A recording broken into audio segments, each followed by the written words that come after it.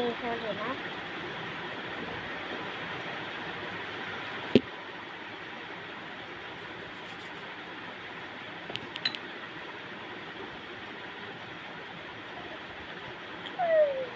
Baby salt ഇട്ട് കഴിഞ്ഞു.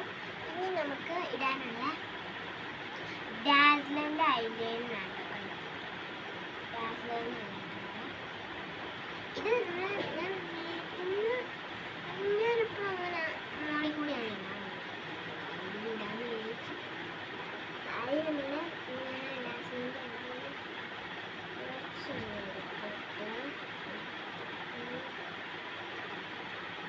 ഇത് നാല് മാത്രമായിട്ടാണ്